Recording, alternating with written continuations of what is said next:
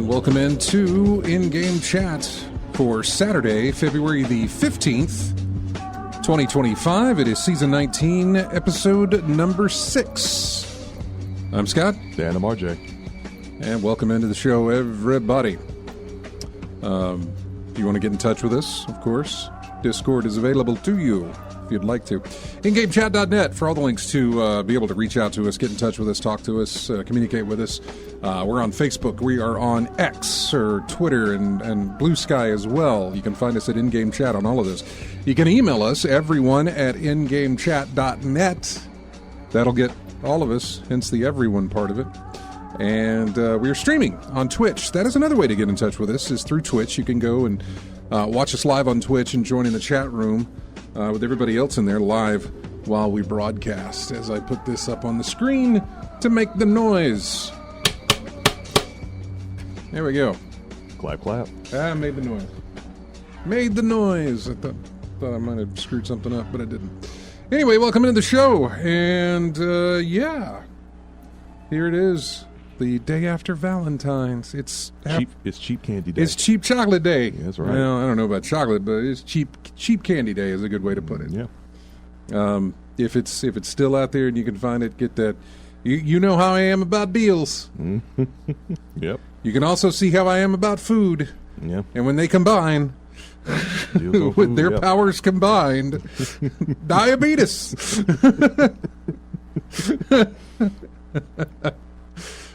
That's what you get, man, when you get cheap food, cheap crap food. Yep. Yeah. In bulk. Health problems, go! Yep. Yeah, anyway. AC Wraith says he's in the beginnings of a snowstorm up in Canada way. Up there.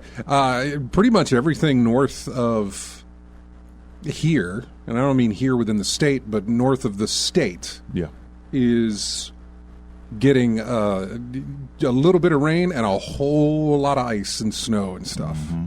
And it's all just coming down. And we got more coming our way later on. As far as the weather's concerned, we got more coming in later on tonight and later on tonight. In fact, so much later on tonight, I'll be back here. I will leave and go home and edit the video and get it all set. And some point, likely before midnight tonight, I will be back up here. Probably. I don't want to be, but I'll probably have to be. So, yeah. Oh, he's in St. Lawrence County, New York. Oh. I mean, yeah, it's close enough to Canada. I don't know why I thought you were Canadian, but it did. So, I don't know if that's something I should apologize for or if you're pretty much okay with it. So, either way, I know where you are now. So, I know where you live. I'll come and find you. Let's see. What is games? What have we played? This is a show about games. Yeah. What'd you play? More baseball. MLB The Show 23. Still working on a franchise that I've been working on in that game. Still having a good time doing that. Played a little bit more of The First Ascendant. There's an event going on concerning Valentine's Day. 14 days of doing your dailies will get you a whole bunch of neat stuff for your alts and characters, especially legendary weapons, which you need like 5 of to make one solid version of it. So I have to instead of doing the grind of getting the parts and the blueprints necessary throughout all the missions, I can just do 15 dailies and have 2 of them on hand. So if I go through this whole event, I can just build up all the legendary weapons I want. That's a lot of dailies. 15 dailies. Yeah. Is that collected over time? Collected over time. Okay. Yeah, I figured you're banking them. Yeah. The only thing that's got me is the missions that we're doing are dailies, but the rewards don't indicate that they reset. I mean, if I get this benefit, will it reset and I get to do it again, or will it just be a one and done type of thing? I don't know, but I'm about to find out because I'm at 8 or 9 right now, so I'll be able to pick it up. It's Warframe, right? No, this is the First Ascendant. First Ascendant. But it's similar to it. But it's similar to Warframe. Right. Okay. Because I was going to check with AC Wraith because he's a Warframe guy. Mm-hmm. But no, that's First Ascendant. Okay. Yeah. It's not because honestly, what you were talking like sounded like you're talking about Warframe. Yeah, I mean, look, there's a whole bunch of similarities if you compare the two. Yeah, it is. So outside of that, a little bit more of a Grand Theft Auto Online. Try to get grind some cash in that. And I did try to make another run at Balatro. Try to get a run through, I think Blue Deck. I tried this time around, and I, of course, did make it. But that's the charm of Balatro. Lather and rinse until you actually get it, because it is luck of the draw RNG. Let's stop for a moment there on Balatro and talk about the fact that Balatro is getting an update, the 1.1 update, and I'm not exactly sure when is that coming in. New, now titled the 1.1 update. PlayStack has first revealed that Balatro would be headed our way in 2020, sometime in 2025, back in August. But let's see, what is it? I'm trying to read here when we're getting that.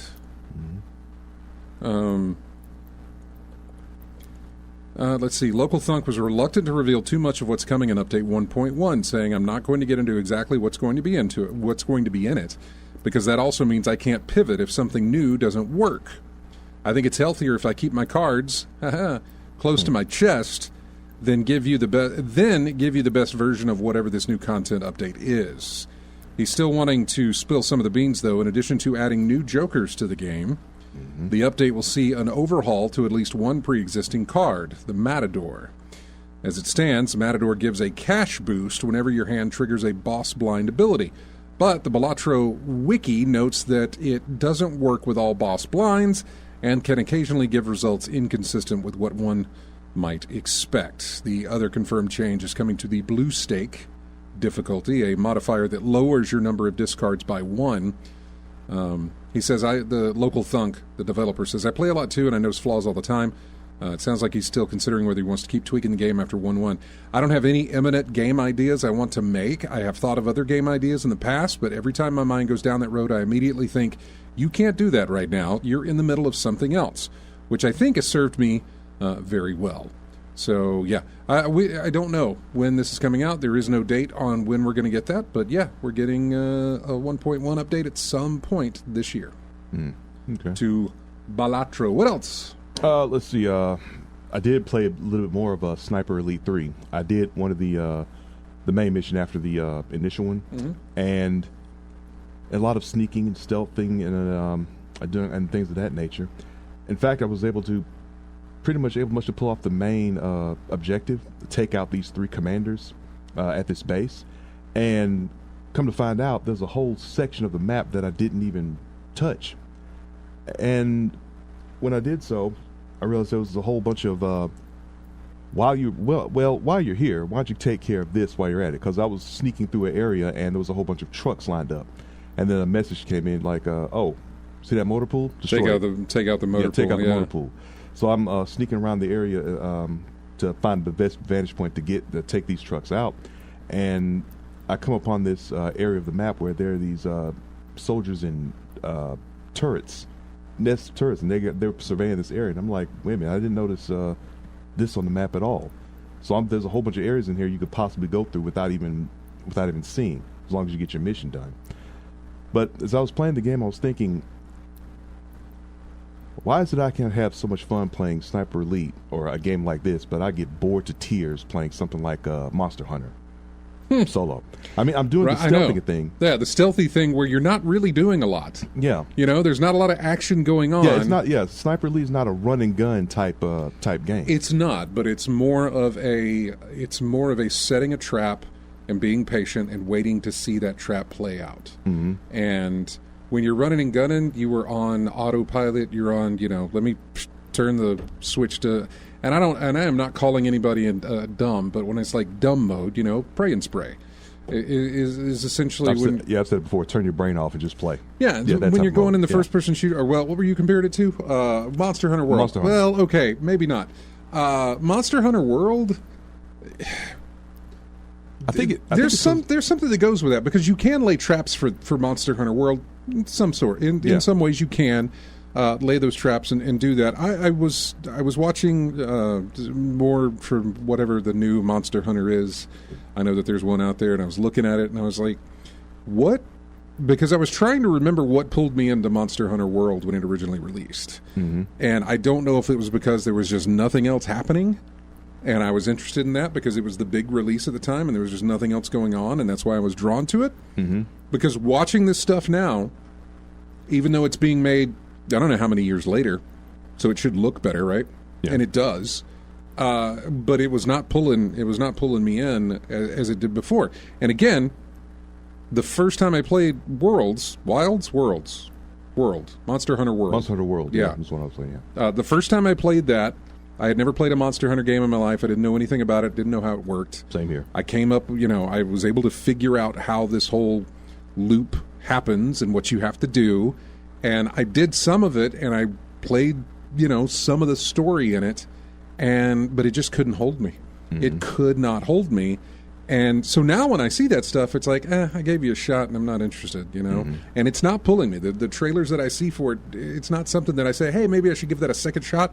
No. Mm-mm. None of that is happening. Yeah. So I can kind of understand that. I feel like they're drunk degenerates if he was in the chat room or if he's listening when he does listen to this, because I know he played that. Mm-hmm. And by no means am I Monster Hunter World or Monster Hunter fans dumb at all, but there is something different about the way Sniper Elite plays and the way that Monster Hunter plays. You can lay those traps in Monster Hunter, and you can lay those traps in Sniper Elite. But eventually in Monster Hunter, you got to go and hack and slash your way against the monster. Mm-hmm. And then you got to take your rewards back to the thing, and you got to do this all over again and go out and do it again. Yeah. And again, and again, and again, and again. In Sniper Elite, sure, you're doing this stuff over and over again, but you're also advancing a story. You are not on a loop of, let me go grab my resources, turn them in, make new armor, gear up for this next. No. You're being sent out there, and you got to figure out what's the path of the guards, what's the path of the vehicles, where is my best vantage point to get further in to the map so I can get a better vantage point to get into my, to whatever my thing is. To try and compare those, whatever. But I think you're way more engaged in a game like Sniper Elite than you would be in Monster Hunter. I think what it boiled down to when I gave it enough thought was that Sniper Elite, or a game like that, there's more things there to break the monotony. Yeah. Because there's only one, you're only hunting one creature from my experience, for Monster Hunter Worlds per mission. You're hunting this one beast. And all the things you have to go through to take, you have to. And you can kill other beasts while you're on that hunt. Yeah. As far as I remember, and again, I could be wrong because I've only played the one game. Yeah. And that was very open world. You go to the S section that this monster's supposed to be in. Mm-hmm. You lay the trap, you kill him, that sort of thing. But in your whatever traversal to get there. Mm-hmm.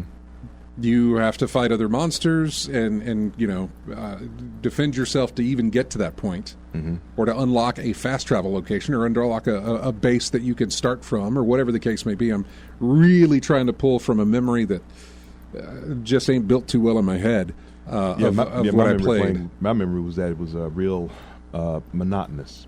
Solo, I guess.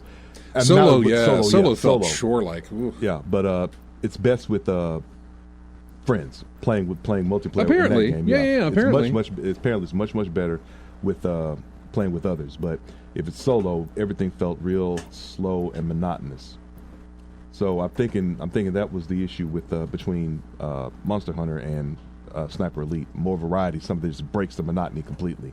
I mean, when you run up on multiple enemies, having to look at all of them and having to manage all of their locations and how they move and try to mask sounds and all types of things. There's a whole bunch of stuff for you to do at a faster rate, I believe, as opposed to that. Yeah. But other than that, other than those games, that was pretty much it this week. Yeah, I was considering playing this morning, actually, and I looked last night, too. Just like, I gotta... So, for me, I... air quotes for those listening, finished Astrobot. Mm-hmm. The reason I air quote that is because I have completed the main story, but there are things to do. Mm-hmm. There is, in fact, just this morning I unlocked another level, which apparently is the final level of the main game.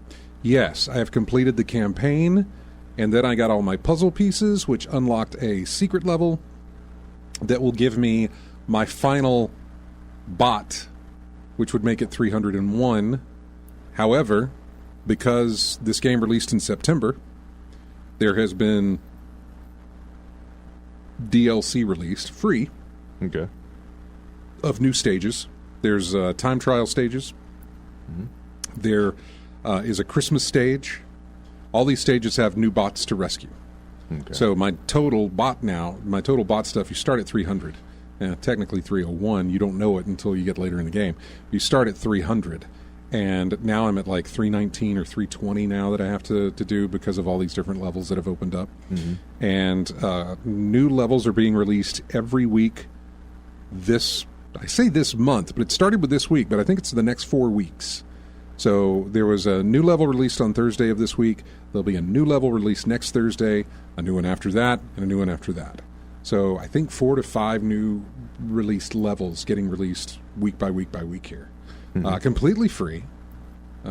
So yeah, I thought that was interesting. When you do beat the game, these other levels unlock. You don't have to go and download them. They are already built into the package or downloaded when you own the game. So don't try and seek them out. Don't try and rush through the game to go play these other levels. It's not worth it. So yeah, finished Astrobot though. I can't say enough good stuff about that game. I really, really, all the awards that it's won and everything else, that's, yeah, completely well deserved. I don't know, and I recently bought a lot of platformers just over the holidays and everything. Penny's Big Breakaway is a platformer made by the same people that did Sonic Mania. Speaking of Sonic, I grabbed Sonic Frontiers and Sonic Shadow Generations.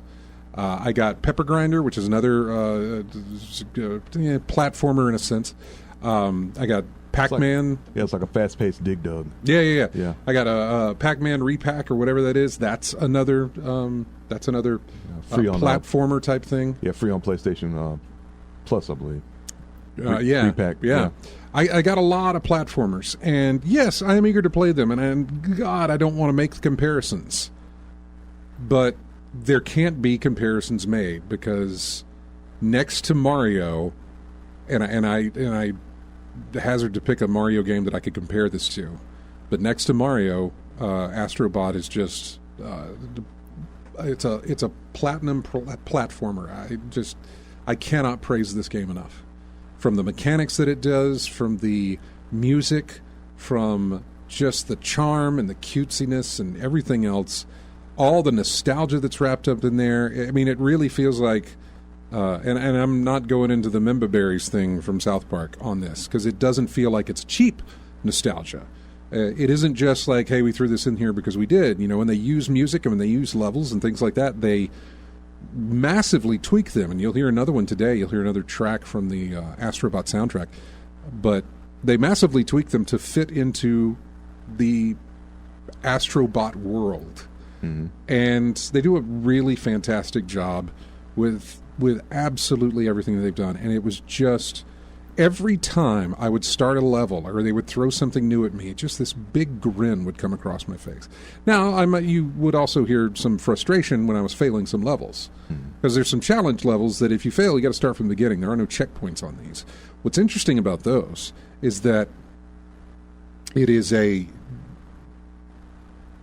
you can if you're paying attention, and I know we zone out when we play these games sometimes, where we're not necessarily paying attention to what we're doing, but in these challenge modes, I easily pay attention to the fact that I can get a little bit further with each time I die. You know what I'm saying? Yeah. Oh, I died there, so I go back to the beginning.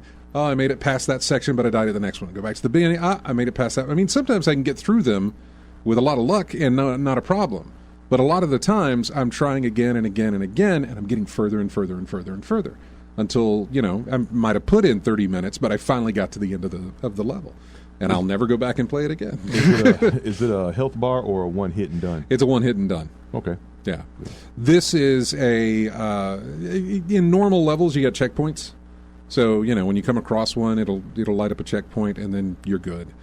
You die, you'll start back on that point. But on the challenge levels, they're a lot smaller, but they're way more difficult in the platforming aspect of them, and there's no checkpoints. So really, you got to get through it and do it. So that's fine. There's no complaints about that, because trust me when I tell you that if I can get through that, those challenge levels, and some of them feel like just way difficult that you can't.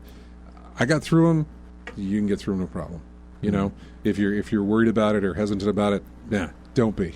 You'll be able to do it. I promise you will be. But yeah, finished up Astro Bot. Oh God! Even when you finish and the credits roll, man, rarely do games let you do it, but you get to play the credits, and I love when you can do that. Mm-hmm. It's the one where you can actually play the level while the credits roll. You know, you're interacting with the credits. You're doing all. It's just fantastic. Yeah, interactive credits is a nice touch to it the is game, because man, there are so many credits you like. X to skip, please skip, and you can't skip. No, you have to sit here and watch this entire thing go through. Now, granted, when you do finish the level that involves or cut off the system, most of the main credits, more credits roll at the end. But there's also there's split screen, so you got a video on one side and you got credits on the other, and the video on the other side is giving names to all of these enemies that you faced, which I had no idea they had names. But now I know they do. Will I ever use them? No. It's just like, that's the guy with red spikes. That's the guy that charges you and you have to kill him with your laser beams. Mm-hmm. This is the guy that I can just come up and smash. That's the bunny one that's going to smash. You know, there's I don't have names, but I know what they do, and I get out of their way. Or, you know, I know how to take them out. So, anyway, fantastic game. Game of the year, absolutely, that it won. Perfect. Just fantastic. Really, really fantastic game. So I beat that. What else did I beat? I mentioned I beat Psychroma the other day. And played more Marvel Snap. And I also streamed all the way through. I played The Operator. Okay. Yeah.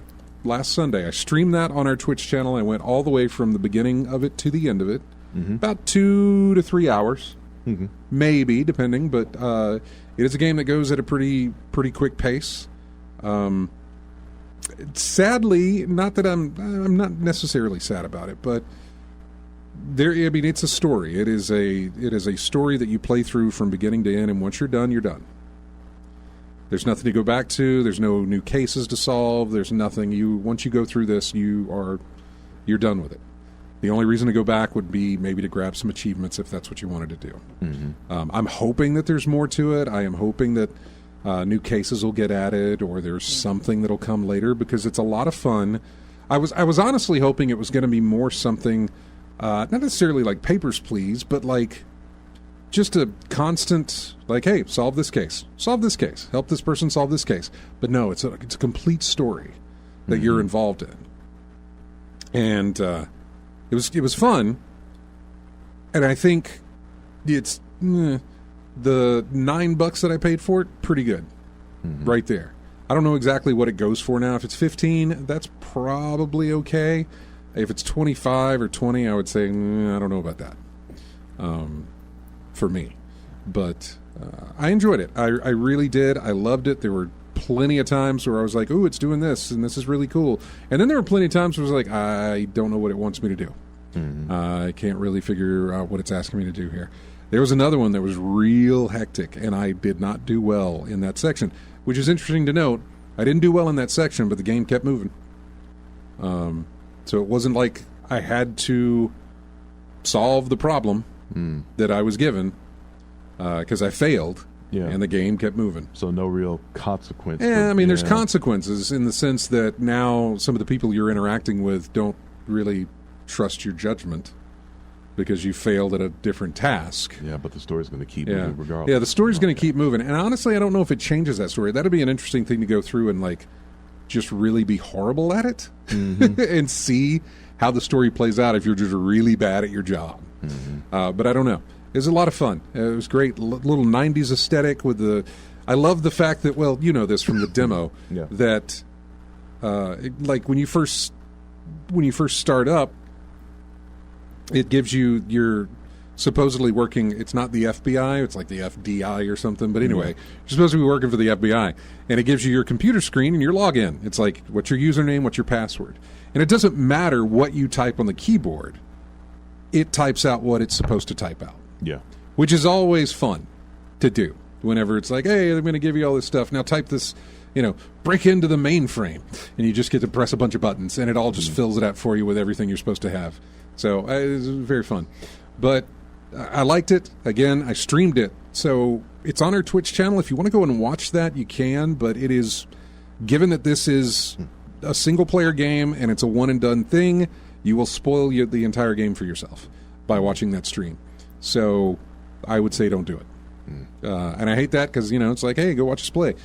Don't do it. Don't do it. If you plan on playing that game, don't, because it'll spoil everything for you. Yeah. So anyway, I was thinking about what I was going to play again, or not what I was going to play again. Another game I finished called Boxes. Mm-hmm. It is a puzzle-type game. Yeah. I wrapped that one up this morning, too. Oh, by the way, Operator is right now $14 on Steam. Well, $13.99, so yeah, $14. If you can find it, another $5 off. 10's pretty good for this. 14 to 15. Yeah, I don't know. If there's planned content to come, probably all right. As it stands now, God, it just feels real short. But I mean, your only thing. It's your decision to do it or not. If you want to do that. But we also have a list coming up in the show about all the different sales throughout the year that Steam is going to have. So, maybe wait for that if you're going to wait. If you find it at Key Shop for cheaper or something, sure, go for it. Which I hate to say that because the guy that made the game started following us on Blue Sky. It's a sole developer. It's one developer. Mm-hmm. So maybe in light of that, sure, spend the $15. I got it for the $9 because it was bundled with some other game that I had, and that brought it down to like $9, or maybe it was just under $10 for me to pay, which was fine. But yeah, being that it's a sole developer, sure, go ahead, pay the $15. Get the guy his money because it's a really good game. I want to see more from it, so probably go ahead, spend the extra $5. That would be nice.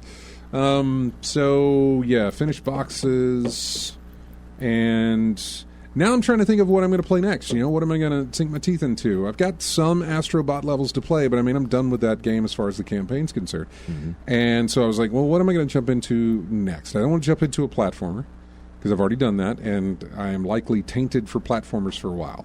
Everything's going to be compared to that, and nothing's going to compare to that. But I was looking on Game Pass at Sniper Elite Resistance because it's on Game Pass, and I thought, sure, I could do that rather than buying it. I've got Game Pass, I'll go ahead. And then I thought, well, I have Sniper Elite 5. Let me go look at that. Come to find out, Sniper Elite 5 is also on Game Pass, but I also own it on Steam. So then I was looking into maybe running that. And the more I looked into stuff, as you can tell, the less I was not playing anything. And it got around to, clock ran out on me and I didn't play anything. So, yeah, I still haven't picked whatever my next game's going to be.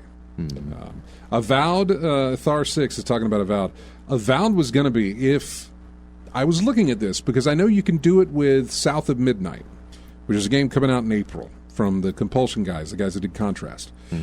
Their game's going to be on Game Pass. It's going to have early access to it where, if you buy whatever, this special edition, you get to play the game 5 days early. The special edition upgrade, if you're already a Game Pass member, is only $10.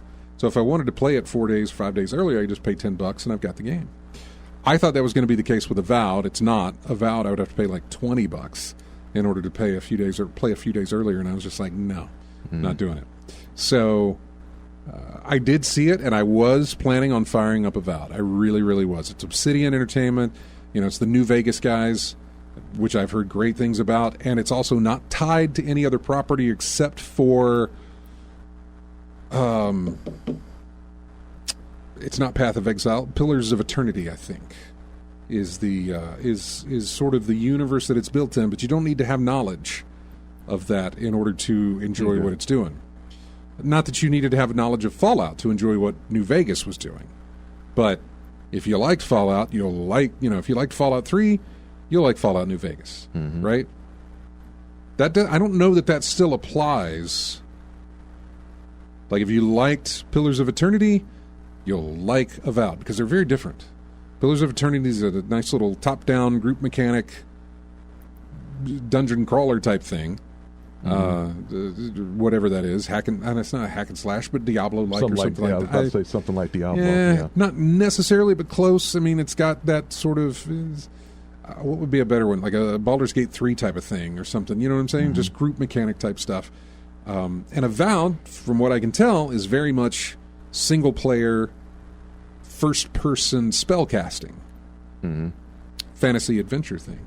And I'm absolutely interested in it, but I got to wait until Tuesday when it releases. Or Thursday?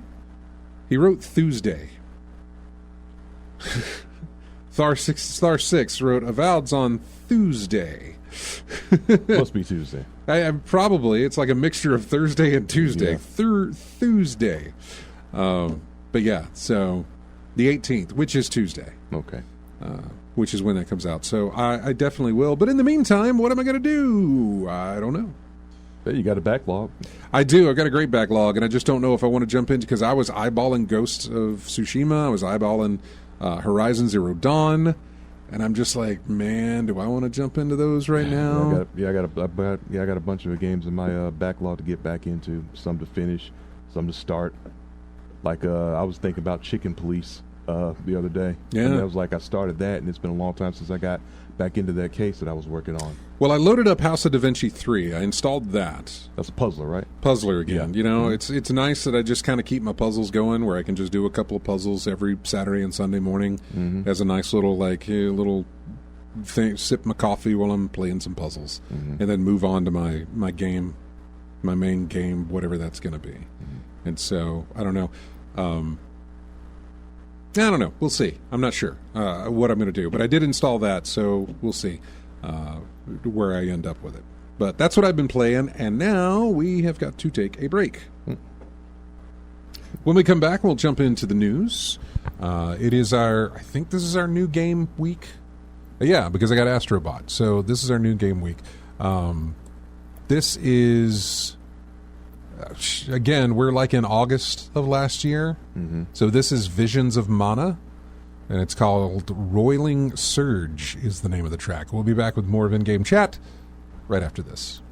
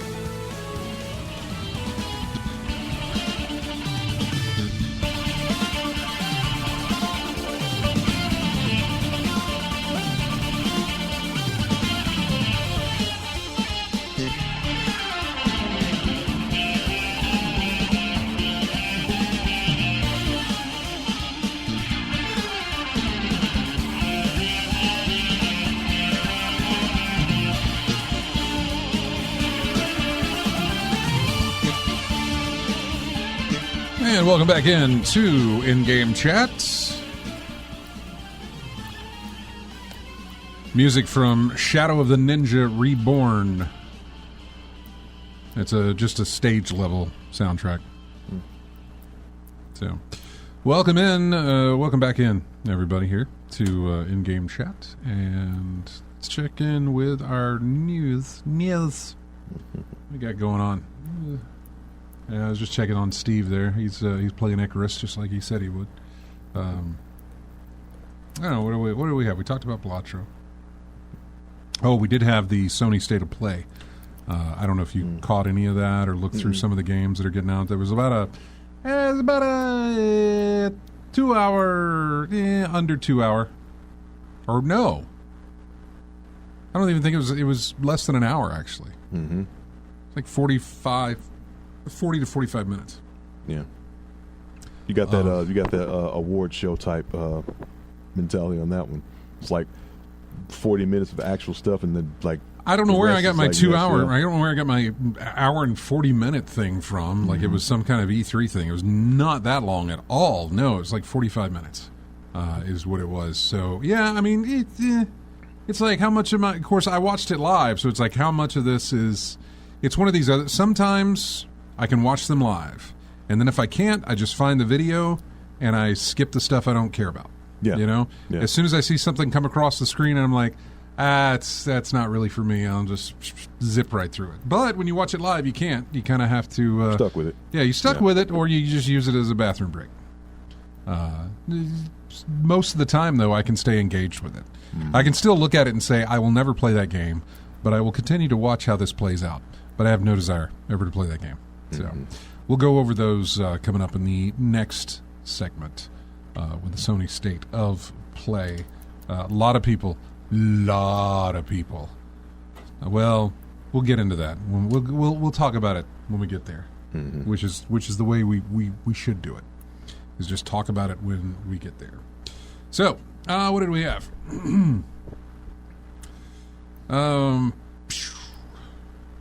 I don't know. It says GTA 5 has now sold 210 million copies. That's a lot, but is it a lot when you consider how long GTA 5 has been around? Yeah. How many different versions of the game has been around? You know, they got close to that 100 million sold probably back when it first released. They probably hit that 60 million mark early in the first release of it. Yep. Or the 100 million mark early in the first release. So coming out and being like, well, we've sold 210 now. Yeah, but you've been out for like 15 years. Yeah, 2013. Okay. So well, you've been out for, 12 years, or going on 12 years, and you've had releases on PC, releases on the PlayStation 4 and the Xbox One. You also had releases on the Series X and the PS5. You also had releases on the PC. You've only gotten 210 million? Well, which is not a problem. I'm not, sure, be proud of that. That's fine. I just, with a game like you, I would have thought that'd be a lot higher. Maybe that's just me. I just can't be surprised or shocked,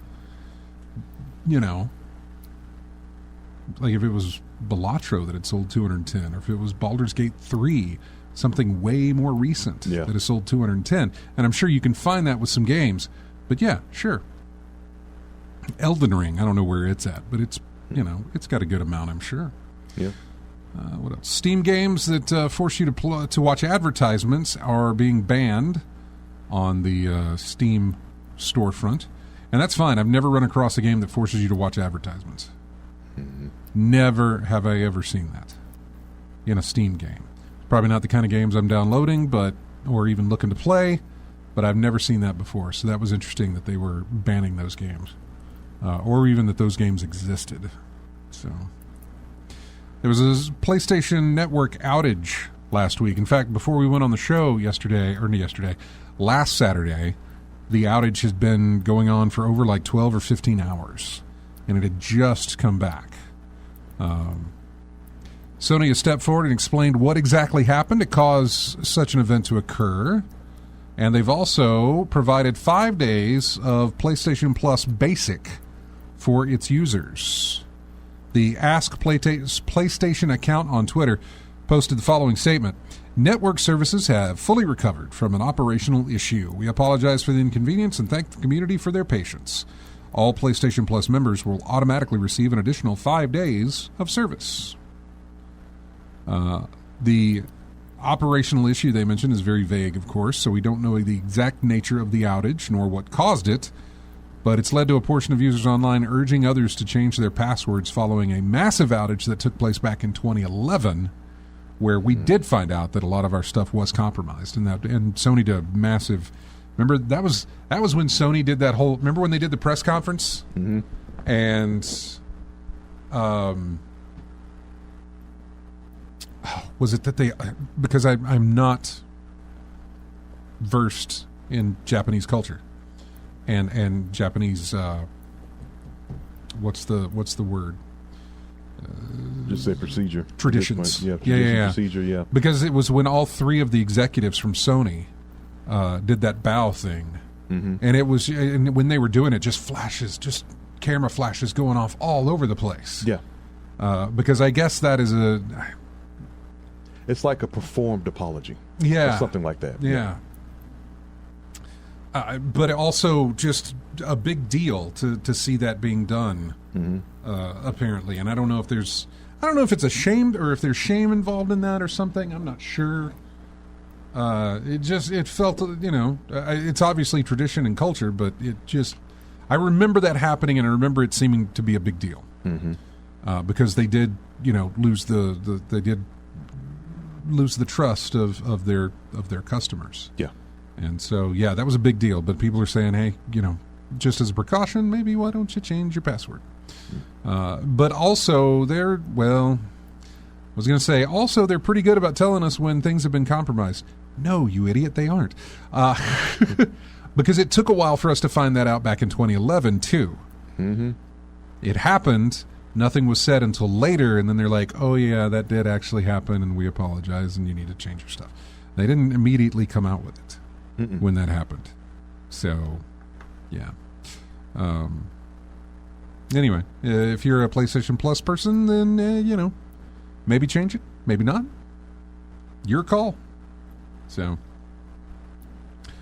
we did get a release date for Elden Ring Night Rain. That is going to be in May. It'll cost $40, and RJ, even during the break, was mentioning that he's hoping for at some point, a combo package that comes with Elden Ring, the DLC, and Night Rain as well. Yeah, at some Shadow point. of the Earth Tree, because it's one of the things I planned to pick up, but I hadn't done it yet. And then I hear about Night Rain, and maybe there'll be some bundle package, like a Game of the Year edition or something like that. Maybe, given that Night Rain's kind of its own.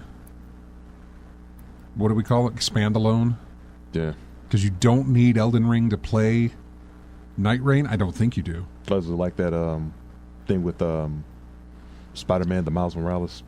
Right. Yeah. You don't need the base game to play it. You can play just that one game, and that's kind of what Night. It's also why it's only $40. Mm-hmm. Night Rain is. So I don't know. I think how much Shadow of the Earth Tree was when it first came out. I want to say it was $60. No. The Shadow. Oh, Shadow of the Earth Tree. Yeah, the DLC. I think it was $40. That was $40. 30 or 40. I'd be off by 10, one way or the other. Yeah, close I enough. think, because if I'm 30 and it's off, it's going to be 40. If I'm 40 and it's off, it's going to be 30. So it's in that range somewhere, I believe. And if you look it up and it's different, I could be wrong. Yeah. We'll have to wait and see. Checking on my time. Oh, we got DICE Award winners to talk about, and we'll go over those. Astrobot, big winner in that, by the way. Mm-hmm. Astrobot gets nominated for almost any category that it's in. There's a very good chance that it's winning that category, depending on what it is and depending on who the other nominees are. But for the most part, it kind of swept, with the exception of one or two awards. Mm-hmm. But yeah, we'll get into the DICE Awards. We got BAFTAs, I think, coming up, and yeah. So, the Steam sales. Yeah. Let's talk about those. Every single Steam sale event that is planned for 2025. Oh, this is nice. It's not only the sales events, but it's the Next Fest dates, where you get to demo these games. So right. Couch Co-op Fest is going on now. On the 24th, it'll be Steam Next Fest. That's where you can play a whole bunch of demos for a whole bunch of brand new games, and it's a lot of fun to do. That's how I found Balatro. Mm-hmm. So yeah, there's that. Visual Novel Fest is happening March 3rd through the 10th. The Steam Spring Sale is the 13th through the 20th of March. City Builder and Colony Sim Fest. That's late March, at the end of that month. Sokoban Fest. Okay. I don't know what that is. That's in April. late April. Even later in April is the War Games Fest. Then you got your Creature Collector Fest in May, Zombies vs. Vampires Fest in May. You got Steam Next Fest, the June edition. That will be in June. Fishing Fest. They're going to highlight fishing games. That'll be interesting. Got Sega Bass Fishing in there? I would imagine. It doesn't say. It just tells me that June 23rd, June 16th through the 23rd is Fishing Fest. I like fishing games. Yeah. I don't play them a lot, but I like them. I like any game that gives me a fishing minigame. Or at least lets me fish. Not necessarily that it's got to be a mini game where I have to sit there and tap a bunch of buttons that pop up on screen or something like that. Let me throw my bait in. Let me just sit there, wait for vibration on the controller, and press a button to reel in, and I'm good. Well, that's sad. What? Sega Bass Fishing is no longer available on the Steam store. No. There's probably something else there, though. Yeah. Like Sega Bass Fishing World or something like that took its place. Yep, shame. There's a lot of fishing games, actually. Yeah. By the way. We got Fishing Fest. Okay, Steam Summer Sale is in the late June to early July, as it normally is when you get the holiday coming around. Automation Fest, whatever that is. Racing Fest. They have a 4X Fest. Third Person Shooter Fest. Political Sim Fest. That's in September. The Autumn Sale. All right, this is interesting. The Autumn Sale used to be the, Black Friday sale? Yeah, the Autumn Sale used to hit around Black Friday, that weekend of Black Friday. That's when they would do the Autumn Sale. They have moved that now because it was too close to the Winter Sale, which happens a month later, or at least the way the months line up sometimes. Right. You have a very short time in between the Autumn Sale and the Winter Sale that they would do. So they're moving the Autumn Sale into September now. Okay. Instead of November. It'll run September 29th through October the 6th. So there. Then you've got another Next Fest in October. You've got the Scream Fest, which is your horror games, in late October. Animal Fest in mid-November. Sports Fest in early December. And the Winter Sale at the end of the year, as usual. So there you go. All of that. Nice. The entire lineup of all the Steam sales and fests. Kind of like that. All right. Let's see.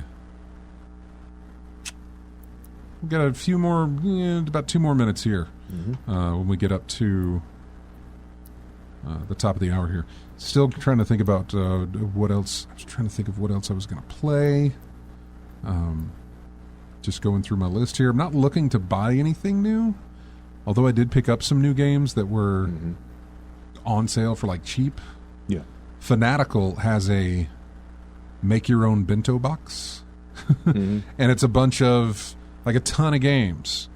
But, if you add 2 games, then they amount to about $7 and some change each. And as you add more, that price goes down. You put 5 games in there, and the entire lot of them would come into only paying like $6 per game, which is pretty good. I was able to get the Coffee Talk Episode 1 and Coffee Talk Episode 2 running for $25, by the way. I put them in the cart, and I put Spirit Tea in the cart. Spirit Tea running for $20. The Coffee Talk stuff was around $26, $25. I got them for $14. All 3 games. Coffee Talk Episode 1, Episode 2, and Spirit Tea. All 3 of them for $15. So,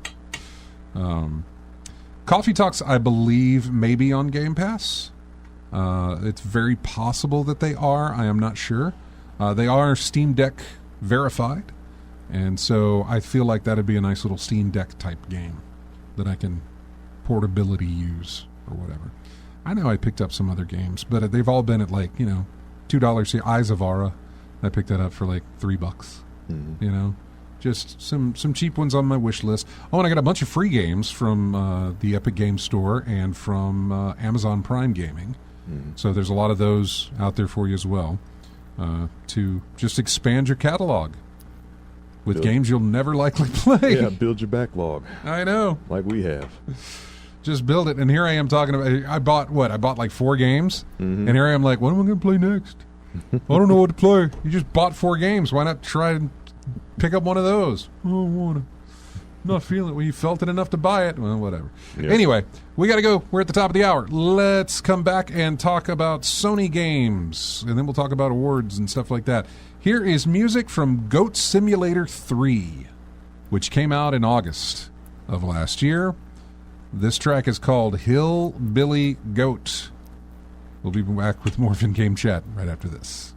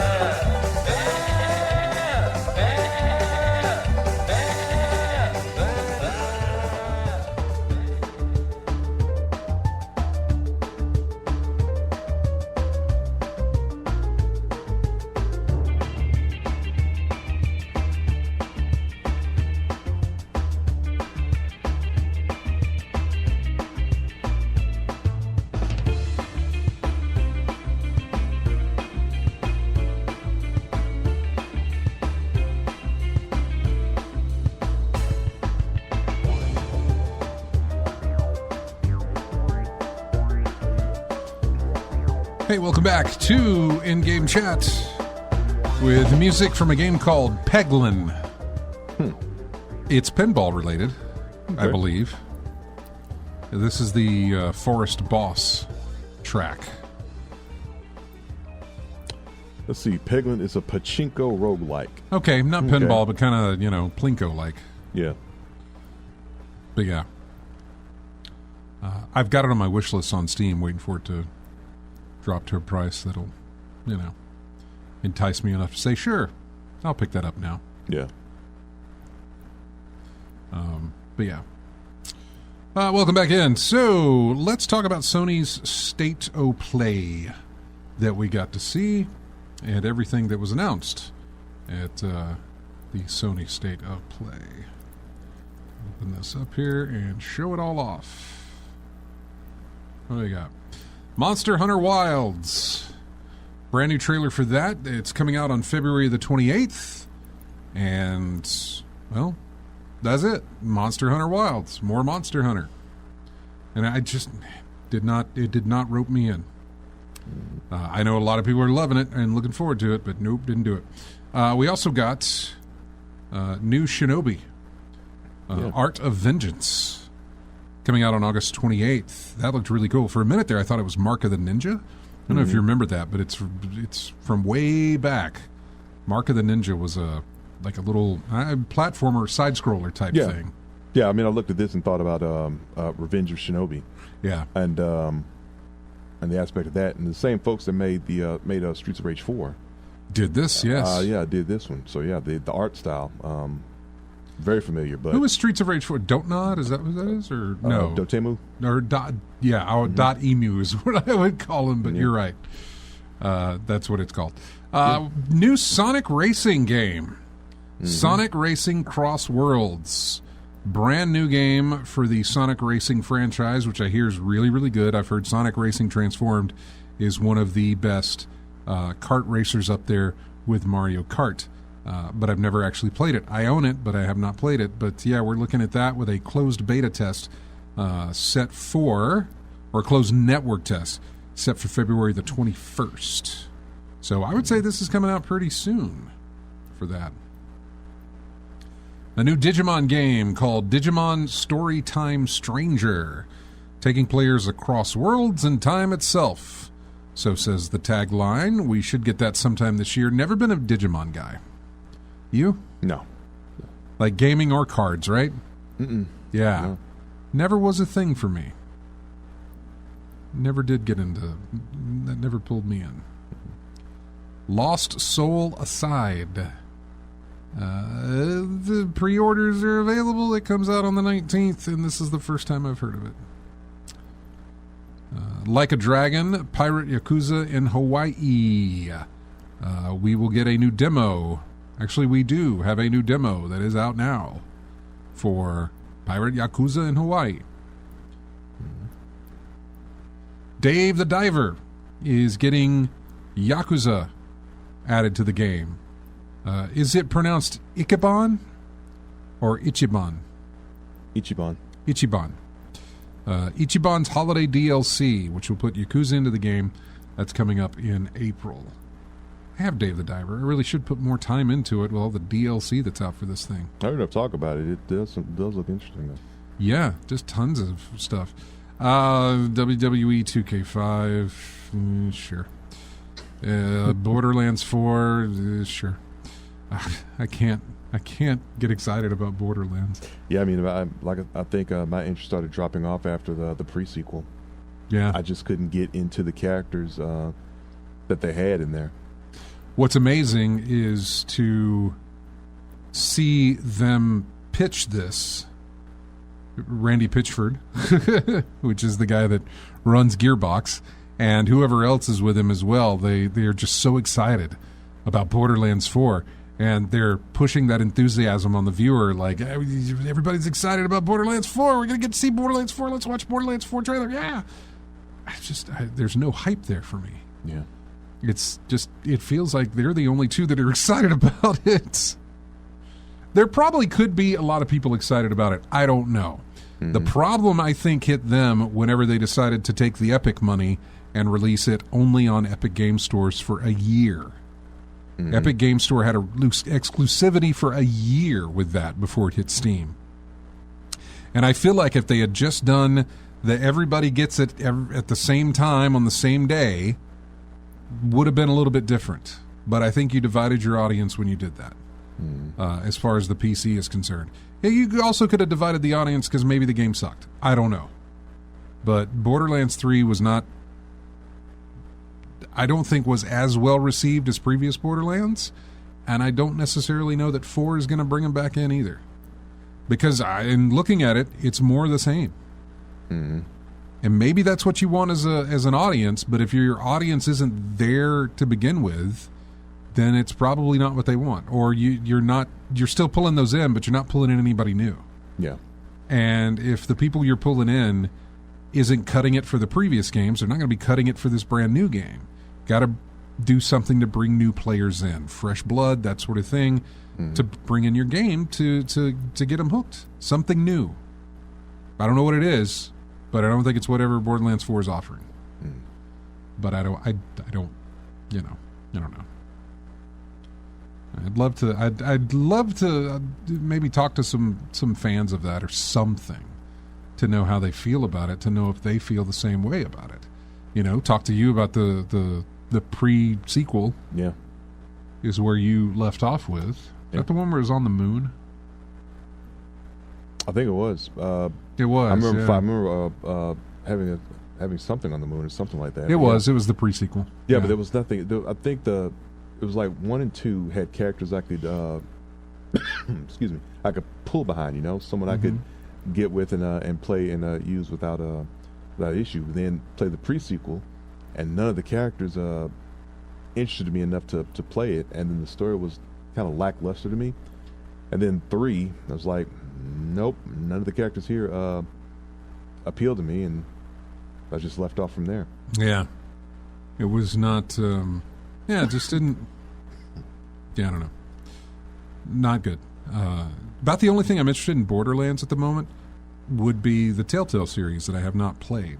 Mm-hmm. Tales of Pandora, whatever it's called, Tales from Pandora, something like that. The Borderlands Telltale game. That has some interest for me because it's absolutely not Borderlands gameplay. Yeah, it is Borderlands everything else, but it is not Borderlands gameplay. That I know of. You know, I haven't played it, but I'm pretty sure it's not. Maybe that's something I'll go back and do because I haven't played a lot of Telltale games. I think I tried. Left? Huh? What's left? For me? Yeah. The Game of Thrones Telltale game I have not played. Borderlands Telltale game I have not played. They did 2 Batman games that I have not played. That were Telltale series as well. I haven't finished The Walking Dead I think the only one I played was A Wolf Among Us. Right, I've done that. Mm-hmm. But there's a lot of their stuff that I actually haven't done. They did The Expanse. They did one on The Expanse from the Amazon Prime series, space sci-fi thing. Yeah. I haven't messed around with that either. For Telltale. So I'm thinking about things to play. Maybe I'll look into that. Mm-hmm. Possibly. Let's see. We got a new look at Split Fiction. This one, okay. Split Fiction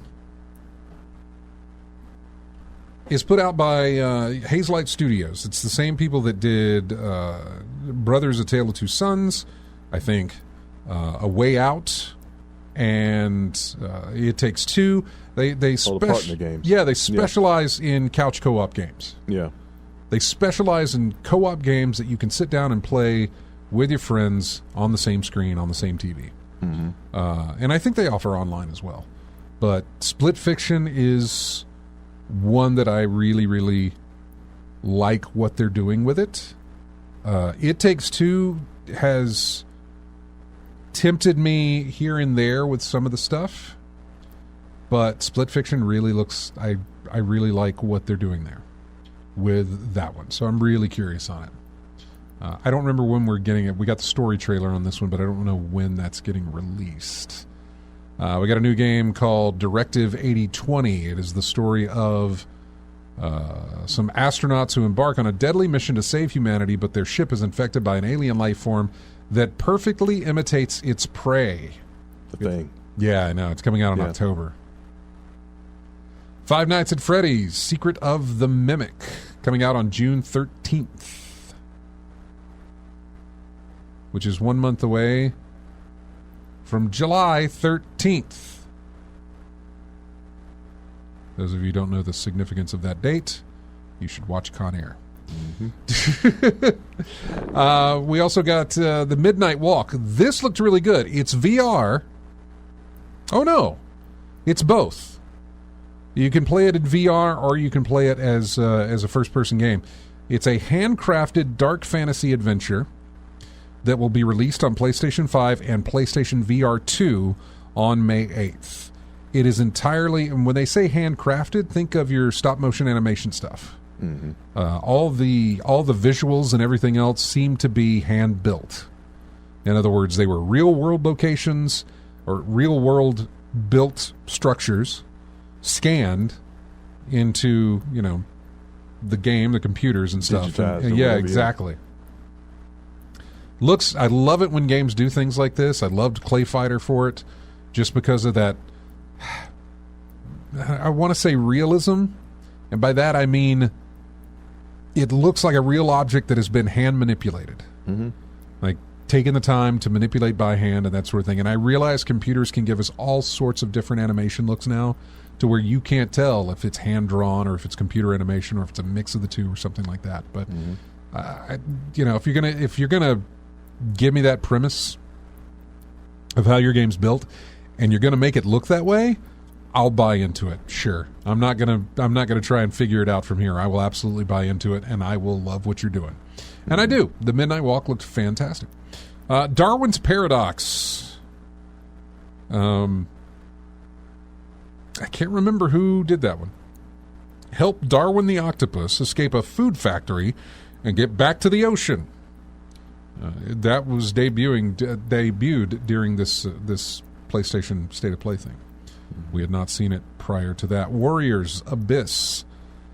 That came out the day this launched, so this past week. It's on PS4 and PS5. Didn't look anything interesting to me. Onimusha 2. Samurai's Destiny. We got a release date on this one, May 23rd. It returns with higher resolution graphics and modernized controls. So yeah, you're going to get more Onimusha. If you ever wanted more, well, now you got it. We also got an announcement of Way of the Sword, which is something that'll get released next year. Onimusha, Way of the Sword. But yeah, we got a brand new protagonist out of it, new trailer for that one as well. What else do we get? Metal Gear Solid Snake Eater. Or Metal Gear Solid Delta Snake Eater, the remake of Metal Gear 3. That is getting released August 28th.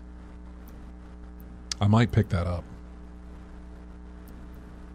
been a long time since I played a Metal Gear game and felt like I was playing a Metal Gear game. Phantom Pain didn't feel like a Metal Gear game. 4, I think, was the last one I played. 4 was the last one I played. Yeah. Yeah. 4 was the last one that I played, so I'm sort of like, yeah, and that was on PlayStation 3. Yeah. So I would not be opposed to going back to Metal Gear. Metal Gear Solid 3 I never actually played, though. I did play... What did I play for Metal Gear Solid? I played the first one way back on PlayStation 1. Mm-hmm. I played the first one. Didn't get all the way through it, but I did play it. Did not play 2. Heard plenty about it. Didn't play the version... Owned the version that was out on GameCube, the Twin Snakes. Yeah. But never played it. 3 I never played. And 4 I did play. Mm-hmm. After that, I think I tried playing one of the others, like 5 or Phantom Pain, or there was like... I can't remember how they released those. Yeah. But, I didn't like it. Yeah. Did not like it. And you didn't play Metal Gear Survive. No. What is that? Was that the app Was game? a bad one. Yeah. That was one. I remember that one. Yeah. Yeah. Remember that one? Remember the feature that stood out? No. Pay $10 for a save slot? That's what it was. Yeah. Man. No, I never played it. I remember how badly that game was received. Yeah. Because of all the crap they put in it. Yeah. And the paying $10 for a save slot. Ugh. Don't ever do that again. They didn't, by the way. Yeah, I know they did. I don't know of anybody that's done that since. Mm. Let's charge them to save their game. Sometimes I think they test the waters, right? Oh, yeah. Well, you got your result. Yeah. You got a resounding result on that one. You got a clear, definite result on that one. We don't like that. We got a new game called Hell Is Us. We got a release date trailer for this one, being released on September 4th. And it looked really interesting. I really love the aesthetic that's going for. It seems horror-like, but I'm not sure. I need to see more, but I really liked what I saw. Lies of P Overture. Some DLC. No, not DLC. It's a prequel to Lies of P. Probably an expand-alone, I would think, is what they're going for here. Yeah. No date that I know of, but we did get that it would be out on PS4 and PS5. Yeah, and that's another one you'll wait for a pack-in, right? Well, I still wanted to pick that up though. Lies of P. You should. I've really heard good things about it. Mm-hmm. Very good things about it. What else do we have? Dreams of Another. Pixel Junk. Haven't heard of them in a long time. Pixel Junk Monsters, Pixel Junk Shooter, that the games used to be called back on PS3. Pixel Junk announced a game called Dreams of Another. It turns the third-person shooter into a pixel thing. When you destroy objects, you actually build objects as you destroy them. It was interesting. I liked what it was showing off. Pixel Junk is always a company that I will definitely give the benefit of the doubt to. I played enough of their games and gotten hooked with enough of their games that sure, they can announce something and I don't really have to see much to be interested in it. Mm-hmm. They're really good at what they do. Days Gone Remastered. This is what I wanted to get to. Not because I'm excited that we're getting a Days Gone Remastered, but the amount of people, the amount of... I don't want to say desire. The amount of people who are so extremely passionate about wanting a Bloodborne remaster or PC release is quite strong. And there was rumor that we were going to get that announcement at this State of Play. And somebody in one of the threads or on Twitter or something said, wouldn't it be the biggest gut punch to get a Days Gone remastered, but not a Bloodborne remaster?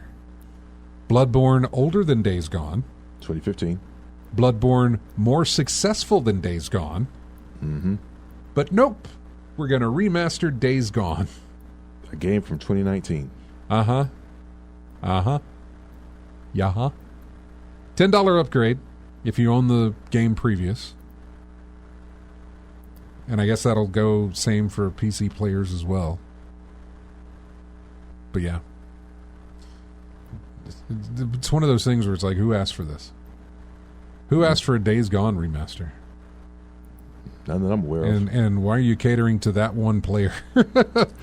or to those 10 players? Whatever the case may be, I just don't think that there was demand. Yeah. Days Gone, from what I understand, didn't sell very well. I don't remember it doing very well. I'm not going to say that it bombed because I really have no idea. But I don't think it did very well.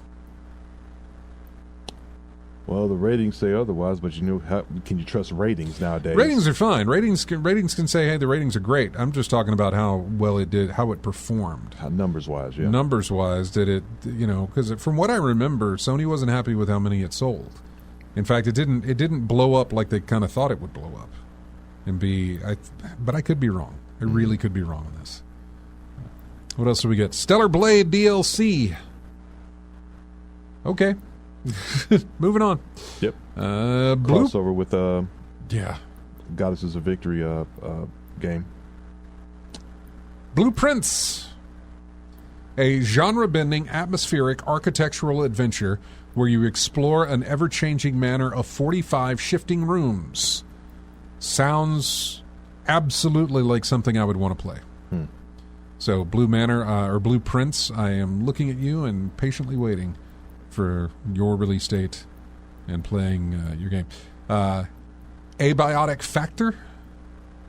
It's an early access on Windows PC. It'll release on console sometime this summer. Don't really know much about it. Tides of Annihilation. That seemed interesting. We don't know anything about when it's going to be announced or when it's going to be released because this was an announcement trailer. Excuse me. Metal Eden. Got a reveal on that. Looks like a fast-paced science fiction first-person shooter. Yep. Mind's Eye. Don't know what that is. AI and human greed collide in Mind's Eye. These are just announcement trailers, I think. Yeah, looks like one of them story games. Yeah, the next one here, Saros, or Saros, is from Housemarque. It's a Sony studio now. It is a spiritual successor to their last game, Returnal. Okay. So you're getting... I don't know if you're getting first person, but you're going to be getting, 3D bullet hell, basically. I thought... Was Returnal like sci-fi survival or something like that? Or? No, Returnal was third-person bullet hell. Okay. In other words, they took your shooter, whatever, your top-down, whatever it is. What do they call those? Yeah. I call them bullet hells, but they're called something else. Top-down. Top-down gunners. You know what I'm saying? Like Ikaruga and stuff like that. Okay. Like, although... Vert shooter type stuff, yeah. Yeah. They took that and they put it in a 3D space with you as a player dodging those bullets and fighting back and that sort of thing. Except there was a twist in the mechanic of it of like when you die and how far back you go and to play through it again. I can't remember what it is like that, but yeah. I'll probably have to look up something on YouTube or something about what it looks like. And yeah, it looks like bullet hell. Okay. So no. Looked up the sales numbers, did a Google search on that. It said... For Days Gone? Or? For Days Gone. Yeah. It was the 19th best-selling game of 2019 in the U.S. According to game director Jeff Ross, Days Gone sold more units than all of Ben Studios' previous games combined. In January 2022, Days Gone director Jeff Ross claimed on Twitter that the game has sold over 8 million units by late 2020. Okay. I don't know what's good or bad in that regard. Yeah. Anyway, that's your games. Those are your games from the State of Play. So, there you go. Yeah, that's what Sony had to offer. I guess the only thing to stand out for me is Lies of P, because, of course, the DLC for something I want to pick up anyway, and, of course, the Revenge of Shinobi, Art of Vengeance. Well, it kind of fits. Revenge of Shinobi, Art of Vengeance. So somebody made the mistake of ticking off the Shinobi clan again. So, go figure. When will they ever learn? Going back to the chat room here, Lethal Migraine says that it is now 3 or 4 years after Wolf Among Us 2 was supposed to come out. Where is it? Apparently that's still promised that it's going to happen. They've just been real quiet about it. Tales from the Borderlands, he said, is brilliant. Well, that's good. I'm down for that. Then he says, for 5, we're talking about Metal Gear Solid. Kojima needed money, so he released some short demo that cost like $50, and the full game came a year later, something like that. I remember that. Yeah, it was like Phantom Pain, and then Metal Gear Solid 5, or maybe it was 5 was the Phantom Pain. I can't remember. That little short demo thing, I actually played through the entirety of that. Mm-hmm. But then the game released, and I did not... Thrown into the desert, and I didn't like it. I just did not like it. So, yeah. Anyway, we got to take a break. When we come back, we'll go over the Dice Award winners as well for our last little segment here. We got music here from the game Squirrel with a Gun. You play a squirrel who has a gun. Like a squirrel normal size and a gun normal size. Not a squirrel size gun, but a regular size gun. And a regular size squirrel. Squirrel with a gun. This is the battle theme of the game. We'll be back with more of In-Game Chat right after this.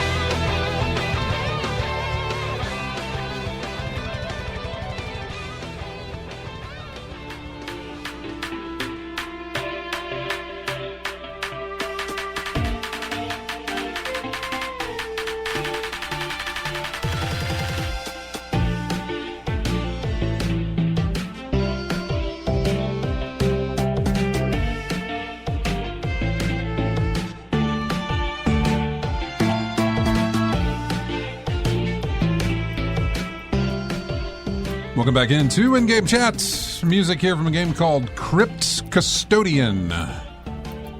Track on this one's called Dark Vessel. Sounds too jovial for a crypt. It is. Yeah, it's not custodian? Yeah. You're just, you're taking care of the crypts. Yeah. It is by no means a horror game or anything like that, so... Lighthearted crypt supervisor game. Yeah. Okay. Is that what you just looked it up? No, I'm just guessing. Oh, okay. The beat between the music and the name, I'm like, okay. I feel like if you looked it up, it would probably say that. Oh, yeah. Okay. Yeah. Okay. Crypt Custodian. You'll see. It's not like it's a cutesy little thing. I was expecting a job offer or something like that, but no. Okay. Crypt Custodian is a charming Metroidvania Zelda-like about cleaning up the afterlife. Yeah. Okay. So, again, something came out in like August or whatever. Yeah. All right, we have the Dice Award. Huh? Overwhelmingly positive. Yeah. It's got a lot of good reviews there. Okay. So $20.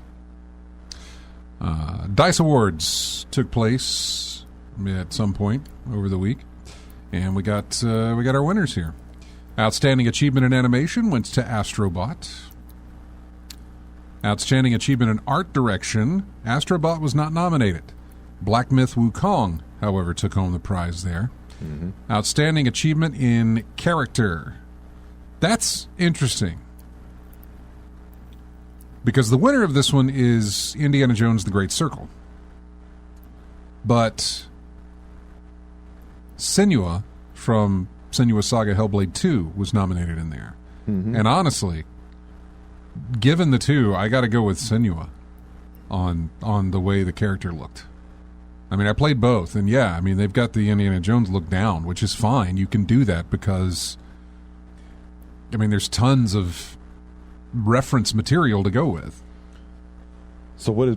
So I'm trying to think what basically that would mean. I mean, look, they got the look down right. Okay, sure, but what else? The way the character behaves, the way the character yeah, it's a good. I don't know. Interacts with others. What else is involved in that in that thing? I mean, they did great with Indy, but Senua from Hellblade just knocks you out of the park, man. Yeah. You play that one, and it is. Oof. I mean, it's beautiful, beautiful what they did. Outstanding achievement in original music. Astrobot was nominated for this one, but did not win. Helldivers 2, however, took that home. They won that category. I am for one, I haven't played Helldivers, so I don't know. But Astrobot's music is just fantastic. We had another track coming up at the end of the show here. I haven't heard anybody talk about the music in Helldivers 2, though. Nor have I. So... Nor have I. They have fun playing the game and having the interaction with each other, playing and everything. But the music, I haven't heard anything come up about. No. That was something I just missed, I guess. Outstanding achievement in audio design went to Helldivers 2 as well. 2, yeah. Hellblade 2 nominated. I would have thrown that in there just for the way that the surround sound works on you with the voices and everything else. I would have given it to that. Part of its charm. That's what made it stand out. I easily would have given it to that. Outstanding achievement in story. The nominees were 1000X Resist, which I have, and I've started that game. I should probably go back and put more time into it. Metaphor Refantasio, Still Wakes the Deep, and Thank Goodness You're Here, but the winner was Indiana Jones The Great Circle. That got the story win. Outstanding technical achievement. Astrobot took home the gold on that one. Big tech demo. Yeah. Action Game of the Year. Stellar Blade, Call of Duty, Black Myth, or Batman, or Helldivers 2. And Helldivers 2 took home the prize on that one. Adventure Game of the Year. Indiana Jones wins that one. Family Game of the Year. Astrobot. Fighting Game of the Year. Are you looking at the winners here with me? I'm looking at it. Okay, yeah. I didn't know. I was going to throw out and see what you went with. Tekken 8 on the winner on that one. Do you agree? You're a fighter game player? It's not amongst the community, but it's the biggest title of the ones that I see Nominated? listed here. So yeah, Mortal Kombat 1 is real iffy with the crowd, and then Tekken 8 amongst their community, there's some up and down feelings about that game as well. But it's the biggest, made the biggest splash. So yeah, I can see it winning. Yeah. Racing Game of the Year, F1 24. Role-playing Game of the Year, Metaphor Refantasio. Sports Game of the Year, MLB The Show 24. Strategy Game of the Year, Balatro. Good job. Yeah, Immersive Reality Technical Achievement, Starship Home. I don't know what that is. Immersive Reality Game of the Year, Batman Arkham Shadow. Outstanding Achievement for an Independent Game, Balatro. The winner on that one. Mobile Game of the Year, Balatro. Online Game of the Year, Helldivers 2. Outstanding Achievement in Game Design, Astrobot.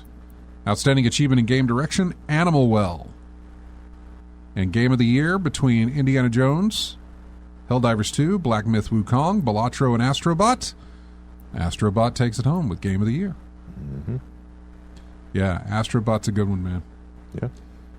If you've got a PlayStation 5, and I guess if this thing ever gets a PC release, that's worth owning. Astrobot is worth... It's one of these times when I tell you, earlier in this episode, and God, throughout the years of this show, I'm like, I wouldn't pay full price for this. I would wait for a sale, or I got it for this, or don't pay, that sort of thing. Astrobot, if you can get it on a sale, go for it. But like that was worth the full price of admission. That game is absolutely worth everything that it is asked for. So, great game. What else do we have? We mentioned that. Okay, so I haven't read this thing here. It's from Kotaku that says we basically know when GTA 6 is coming out.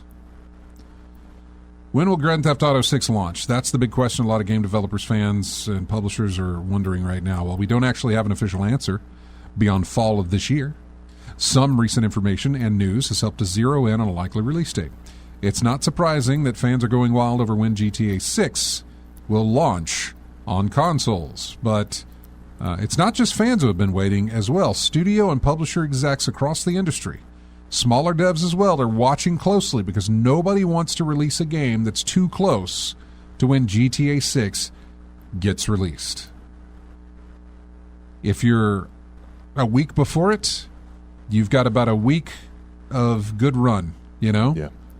I'm trying to think who it was. Was it Forbidden West? It was Horizon. Horizon Zero Dawn? They released, they had like a week before Elden Ring. They released a week before Elden Ring, and then Elden Ring came out, and then you didn't hear much from Horizon since.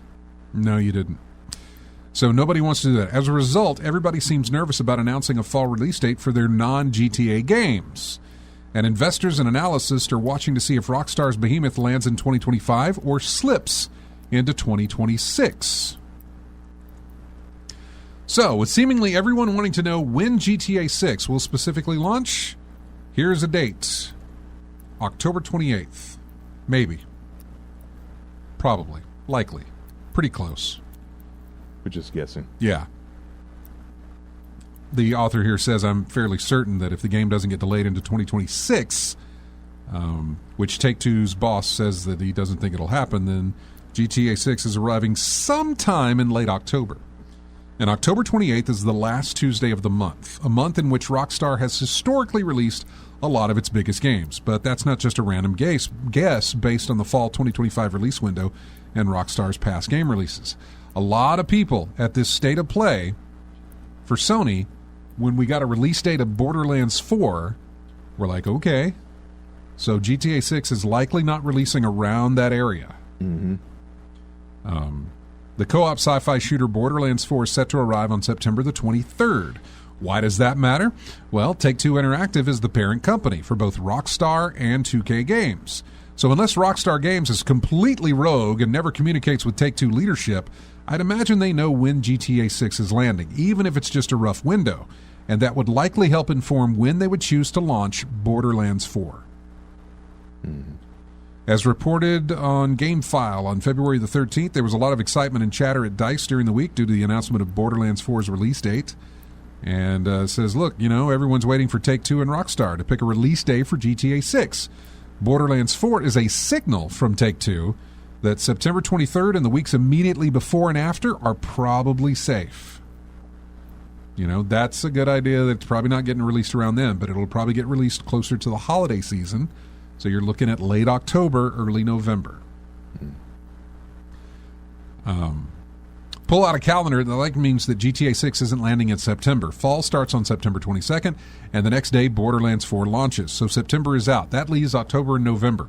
However, historically, Call of Duty has always arrived in November. And while GTA 6 is likely to outsell this year's COD sequel, I doubt Take-Two and Rockstar want that big of a game launching so close to GTA 6. So with that in mind, and based on Zelnick sounding very committed to a fall release date, I think that points to a late October release, while Call of Duty, now owned by Xbox, moves into the middle of November. Remember that Xbox wants Grand Theft Auto 6 to be a big hit, as it's a game that will likely sell a ton of consoles. Because it will be on Xbox Series S, which currently would be the cheapest way to play the game if you don't have an Xbox Series X or a PlayStation 5. The Series S, running at like $250, $300, is going to be your point of entry in order to play GTA 6. Or, no, because it's next gen. It's not getting released on PlayStation 4 or any of the previous consoles. Yeah. So there you go. GTA 6 sometime in late October. And, maybe. We'll see. That's when they think it's getting released. I was trying to compare the others because I was looking at GTA 4, and that was in late April. GTA 5 was September. Yeah. So, who knows? Yeah, I know. Basically, who knows? And I guess that'll wrap it up.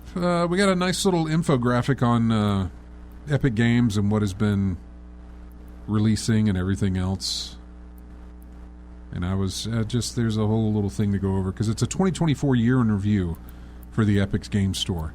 They gave away In 2024, they gave away $2,229 worth of free games through the entire year.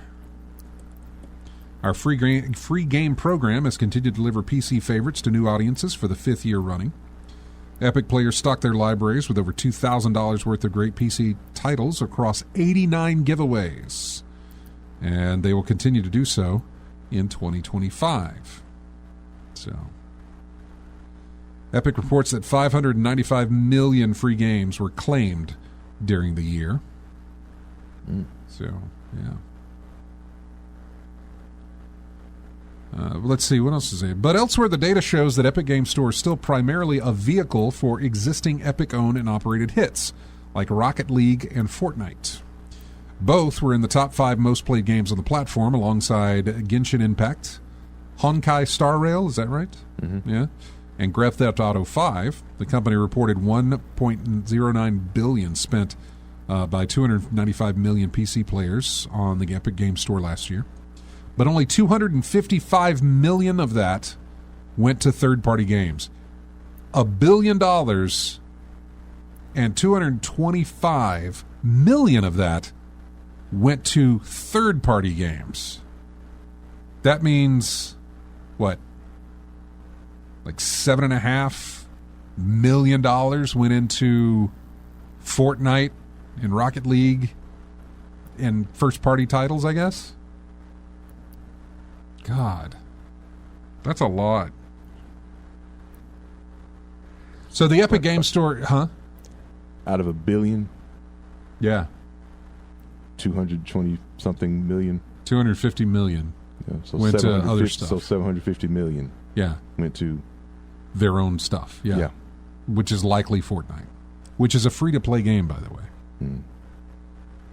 The Epic Games Store is still very much just a Fortnite launcher with a ton of other cool stuff that you can play around with. But it's certainly not just a Fortnite launcher. And with that in mind, the company also signaled what's ahead for its digital storefront in 2005. The roadmap includes an overhaul of discoverability, new social features, the addition of preloading, and a new download manager, as well as the ability to finally gift games to other people. All of this being done with the intent to seamlessly integrate it across an Epic Games Store mobile app, as the company lobbies regulators the world over to force iOS and Android to play nice with it. We'll see if, as that grand vision comes closer to being a reality, the Epic Games Store finally becomes a more central force to be reckoned with in PC gaming. For now, it's still a great place to just snag a ton of cool games for free or launch Fortnite. Or whatever else it is. I logged into it today to grab my free games. The free games that are on offer here is some stuff for Apex Legends, which I didn't grab because I don't play Apex Legends. And I just, nope, not interested. And then F1 Manager 2024. Not F1 2024, which we talked about winning a DICE award. Yeah. But F1 Manager 2024 is free on the Epic Games Store. So, all right. Yeah, I think that's it. I think that wraps it up for us. We got in the... let's see. Doing a roll call? No, I was just looking at Lethal Migraine because he said Helldiver still has 82,000 players on Steam. I might be one of them coming up soon. Still haven't bought the game, but the price is finally getting into that make an impulse buy situation. You know what I'm saying? Yeah. Like it's finally getting into that $25, $20 range, and then maybe get a little lower. You know, maybe find something that dips it a little bit lower, and I can jump into it and see. In a DLC to pick up? If there is, it's all free. They have no paid DLC, I don't believe. Right. They do Battle Pass. I guess they do Battle Pass. I'm not sure what they offer there. I don't know how it works. I don't know. Lethal Migraine says in Fortnite you can now buy sneakers for your characters that cost $20 real. And undoubtedly, a lot of people are buying that garbage. $20 for your sneakers in your game. Listen. To each their own. Right. I've said this a million times on this show. I've said it a million times outside of the show. That I'm not ever going to give people crap for what they spend their money on. Because I walk into my house every day. And I see all the crap that I've spent my money on. Yeah, I got my collectibles too. Yeah. Right? So I really, I can't throw, that's glass house and bricks, right? Yep. I can't. I just can't. I can't tell you. So. Yeah. I'm trying to think the highest anybody's paid for a cosmetic. Oh, I'm sure there's gaming. I'm sure there's there's got to be a record. Yeah. I would think about that. The highest price anyone's paid for a cosmetic item in a game didn't do anything for you. It wasn't like a it was all cosmetic. Didn't give you a boost or anything. It's just purely cosmetic. The highest price. The way you can look at that is go to if you remember way back in the early Steam store days when there were all these crates and stuff you could get for Counter-Strike Go and for Team Fortress 2, right? And then you could put those on the marketplace and people would buy them. All of that stuff's cosmetic. None of it is to pay to win. Mm-hmm. So somebody in there probably did that. They probably sold something that somebody picked up for ever how much money. Yeah, massive. Massive. And it didn't do anything other than change the look of something. Whatever it was. Just so that you could let other players know how much money you spent on what you know. Mm-hmm. I guess. So, all right, folks, that's going to wrap it up. We're going to have a little longer session with this next track from Astrobot, just because it's a fun little track. But thank you so much. No show next week, and we will be back in 2 weeks here. So thank you so much for joining us. Have a fantastic 2 weeks, and don't forget to check us out on Discord and on Steam and all those other places. Pick us up from iTunes and watch our YouTube channel, and we'll see you back here in 2 weeks. I'm going to leave you with a track from Astrobot. It is called Drakebot. This is the music that played when you were playing the Uncharted level of Astrobot. So you'll hear some Uncharted music, but you'll also hear some Astro body futuristic things in there too. Anyway, have a good one, and we'll see you in 2 weeks.